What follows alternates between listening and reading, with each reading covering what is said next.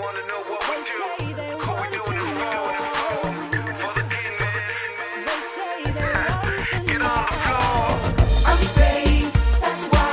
So thankful Jesus died. Got my angels one on each side, serving the Lord with a real big smile.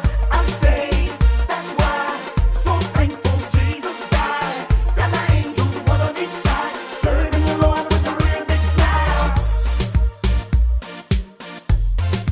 Heal the bruise, They got it out of mass appeal. We a big house round, we a big car dread. I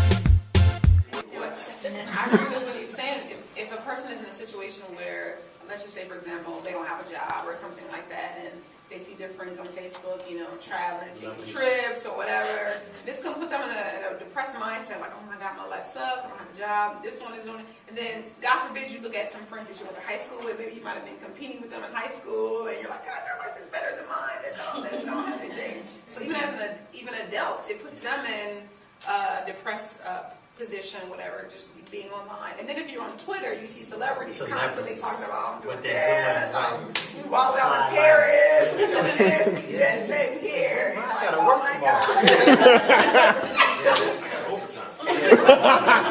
Say with relationships as far as teenagers, a lot of teenagers get in trouble on Facebook because they basically admit guilt with pictures and get caught in the act, or at parties and someone takes a picture, post it on Facebook, you're not supposed to be there. Yeah, I remember when I was in college, when Facebook really started jumping off, you could actually find out who someone was through their connection to someone. Like one time a friend of mine wanted to know who a certain girl was in a picture, but we weren't her friends, so her name didn't pop up when we logged in. So we looked through her friends' pictures, and we saw that she commented on the picture, and her name showed up on the comment, and then we could find her picture and link it to the person. So it's like, that's amazing.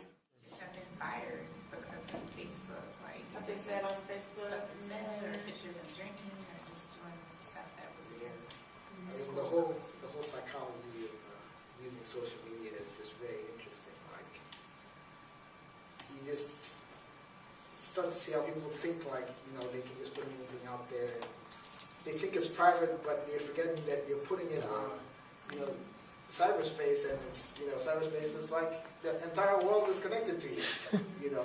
And if, granted, Facebook started out, you know, everybody's profile was essentially limited to who they let see their profile, you know. But now you can even have a public profile, which is just kind of like,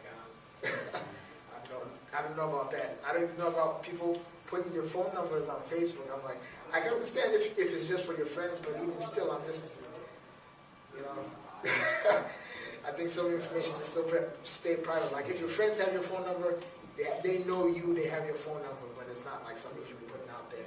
Some random person can see, you know. You'd be forgiven for thinking this was just a table. But it is actually what software giant Microsoft sees as the future of social media. From interactive walls in your house to computers that track your movement, Microsoft has been showcasing ideas for the future of social media, drawing lots of interest. This is known as light space. You touch this, and then you touch this, you now have this sort of automatic transfer. It's almost as if my body is a conduit for information.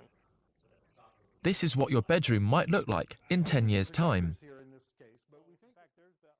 Microsoft already has similar interactive technology out there with the Kinect system for the Xbox, but their vision for the future is much grander.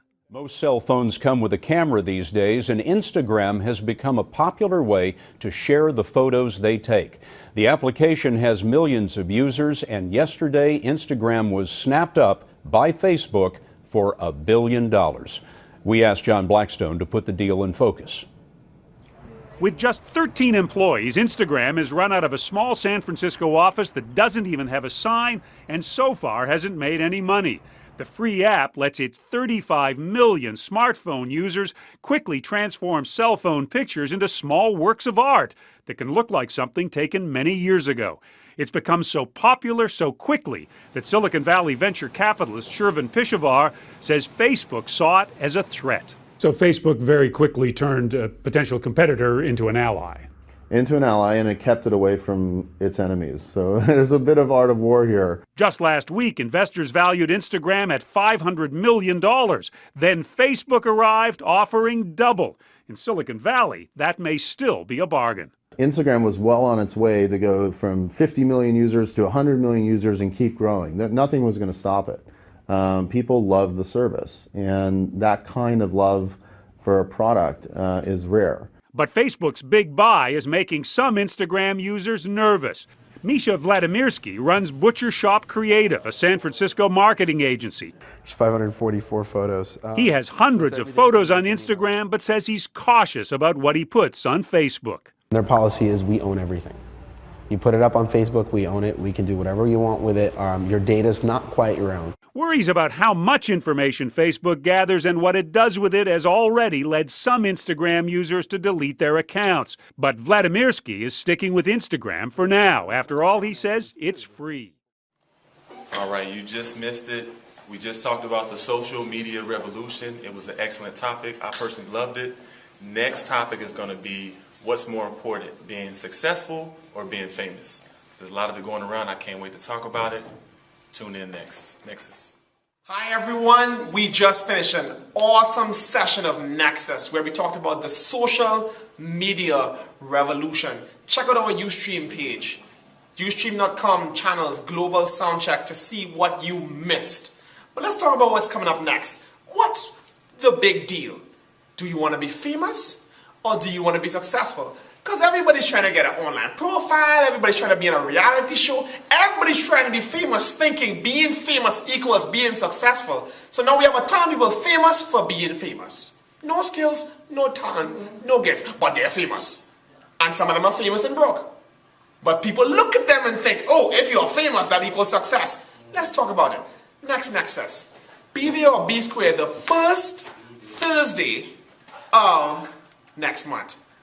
If you was me, I want to be both. So, you know what I'm saying? Ain't nothing wrong with having two, you know what I'm saying, at the same time. There's nothing wrong with that. Famous, successful, that's okay. But if that's not in the will for his life, for your life, come on, you got to take one. Be happy, okay? Thanks. They want to know what we do. How we doing it, for the king, man. Get on the floor. I'm saved, that's why. So thankful Jesus died. Got my angels one on each side. Serving the Lord with a real big smile. I'm saved, that's why. So thankful Jesus died. Got my angels one on each side. Serving the Lord with a real big smile. The Gani Master appeal.